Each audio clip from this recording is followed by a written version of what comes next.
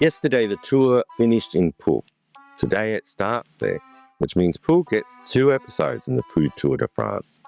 And honestly, it's earned it. Because yesterday was all about a sauce that was named after the region by accident, and today it's about a dish that belongs to the region entirely. A dish that's been feeding people of the Southwest for centuries. A dish that Alexandre Dumas wrote recipes for. Gautier put in a novel that peasant farmers ate every day of their working lives, and that Gascon grandmothers still make better than, well, anyone else. Today we're talking about Garbure. This is Fabulously Delicious, the French food podcast, and welcome back to the Food Tour de France. I'm your host, Andrew Pryor.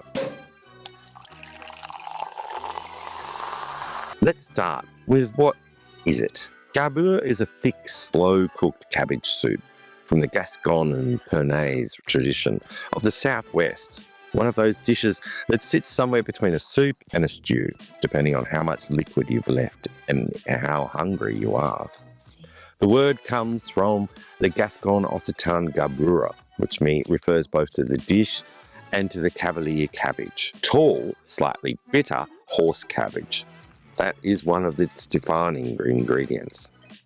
The name was recorded in Gascon in the 16th century and in French in the 18th century. Garbure is an assortment of vegetables: green cabbage, haricot, tarbais, beans, potatoes, turnips, leeks, onions, garlic, sometimes carrots, sometimes peas, sometimes chestnuts. Cooked long and slow in a rich broth with preserved meats. Duck confit is the most celebrated addition, and the one most associated with the dish today, but also goose, dried pork shank, the core of a big ham, pork neck, bacon, pork ribs. Exact combination depends on where you are and what the season is providing, and also what's in the pantry. Garbure is never a fixed recipe. The cabbage is central. In the Landes, the garbure is made exclusively from horse cabbage, cavalier cabbage, which gives it a distinct, slightly bitter quality. The leaves are tough and so are cut into thin strips before going into the pot. Each valley, each village, each household probably has its own version. The tradition around garbure is that it should be thick enough to stand a spoon in, not a soup that you can see through. It's the food of a long, slow day, left on the stove in the morning and ready by the evening. The history is simple and honest. Garbure was the daily food of Gascon peasants. Not feast food, not celebrational food. Tuesday foods, everyday foods.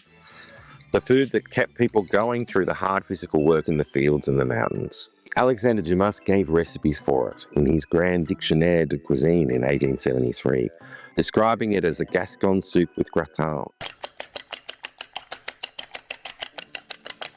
The duck confit that appears in Garbure today was not always there. Duck confit only became a standard feature of the Garbure around the middle of the 20th century. Before that, the dish was built primarily on vegetables and whatever pork products were available.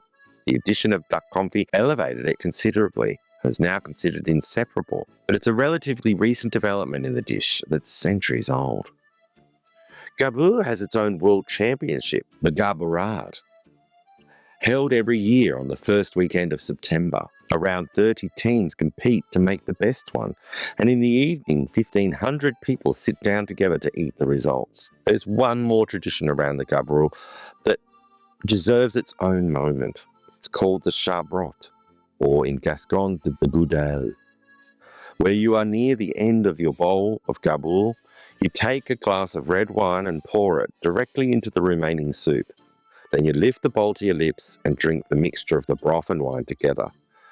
The only established rule for how much wine to add was that you poured until the spoon placed at the bottom of the bowl was completely hidden. One source notes that the share of wine increased significantly when the wine was being provided by somebody else. The charbrot has largely disappeared from modern practice. Flat soup plates, which are now standard, don't really find and lend themselves to being drunk in the way that old deep soup bowls did. So if you're in Pau today, watching the tour leave this city and second morning in a row, find somewhere that serves a proper garbure. Sit down, take your time, ask for a charbrot, pour until your spoon is hidden, and remember that this food kept this part of France going for centuries before the Tour de France. That's Garbure. Tomorrow, The Food Tour de France hits another stage and another story. So bon appétit et à très bientôt.